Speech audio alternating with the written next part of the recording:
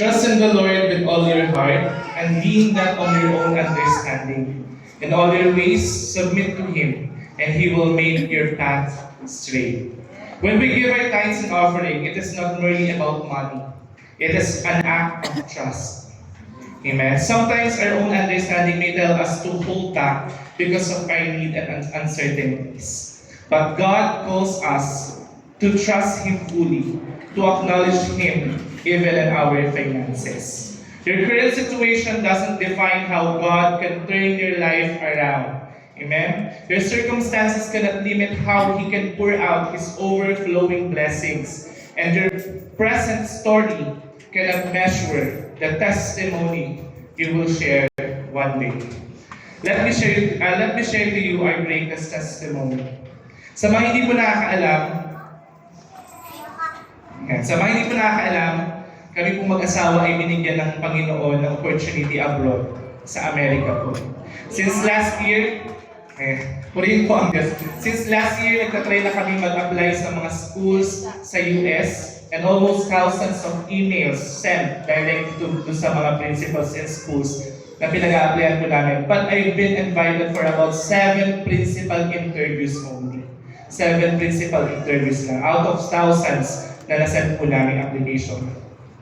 Walang tumaga because the reason they need an immediate teacher or no response and they proceed to another candidate. We keep on praying na sana mapunta kami sa magandang state, malaki ang sahod, magandang community, and mabait ang principal. 3rd week of July, I was invited again for principal interview. Siyempre, takot na ang naramdaman ko, thinking, what if I failed again?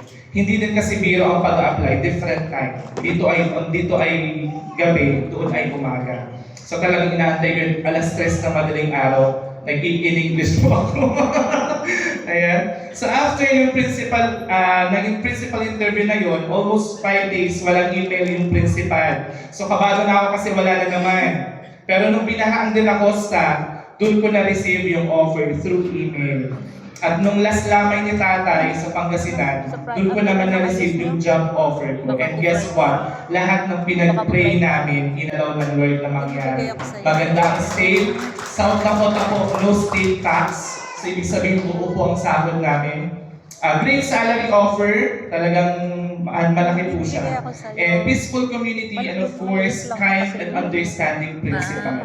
My principal already secured yung bahay na titirhan po namin. As per my request, malapit lang sa school para hindi po kami maagad kumuha ng sasakyan.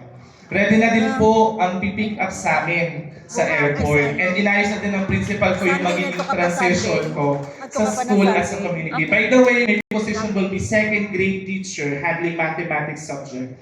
When I opened up also sa aking principal, na teacher din ang aking asawa, ni-assure ng principal ko na bibigyan din ng asawa ko ng job opportunity doon. Amen. So ibig sabihin, imbis na ako lang ang magtatrabaho, dalawa po kami magtatrabaho. God truly gave us His favor. Our process runs smoothly talaga. Sa mga gagastusin, nag-provide ang Lord. Andiyan yung mga family na talagang tumulong po sa amin. Sa resignation namin sa DepEd, yung almost 2 to 3 months na process, almost 1 week lang namin natapos. Yan. Nakapagpasked din kami ng early bio and visa interview kasi pahirapan po ang pagpapaschedule. Before our visa interview, nagpa-pray talaga kami, kala Pastor Dante, Nanay Flor, Uncle Noah, Nilang Nora, sila Ate Che, family, at ilang malalapit na kaibigan, and also our prayer warriors. Kasi andun pa rin yung kaba talaga, hindi talaga maaalis. But during our visa interview, ang prayer namin, mapunta kami sa mabait na konsular, o sa konsul, mabait na konsul. Just so happen, nung nakapila na kami, napunta po kami dun sa masungit, based sa mga nababasa namin. Napunta po kami dun sa namimigay ng blue slip. Ibig sabihin po ng blue slip, denied. Yan. At matagal mag-approve at mag-issue ng visa. Kaya talagang todo pray kami na yung visa interview namin may went well. And of course, we are declaring His favor kasi walang mahirap sa Diyos. And indeed, God works that time. Our interview became a casual conversation with matching chikahan and tawanan with our consular. And she gave us green slip, which is we passed the interview. Amen? Thankful enough because we've passed but worried na baka matagalan na naman approval. So we prayed again for the Lord's timeline to us. Again, walang imposible sa Diyos. We are reminded. Yesterday, God poured out His miraculous grace and favor. We've got approved. Grabe. Yung ina-expect namin almost 2 weeks na approval, ginawa lang 2 days ng Lord. And yes, the same day din po, issued na ang status ng visa namin. Yan. Expected naman po namin yun, 1 day ang interval from approval. But God made it 1 hour only. We received an email na for pick up na ang passport at visa namin.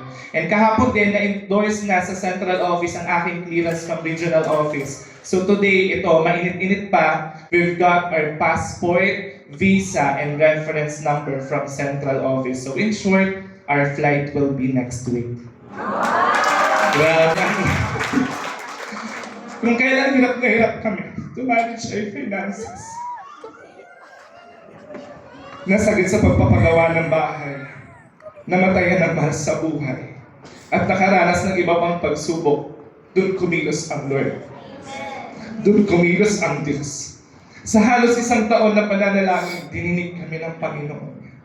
Kaya tuwing nagbibigay kami ng kaloob sa Lord, kasabay nun ay pagtatanong namin ng panalangin, pagsunod at pananampalataya.